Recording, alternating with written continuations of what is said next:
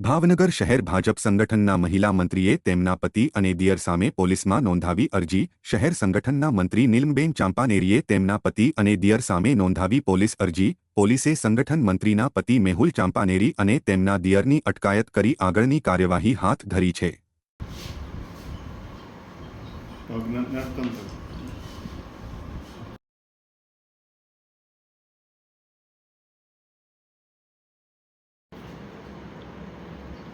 मेरा वीडियो है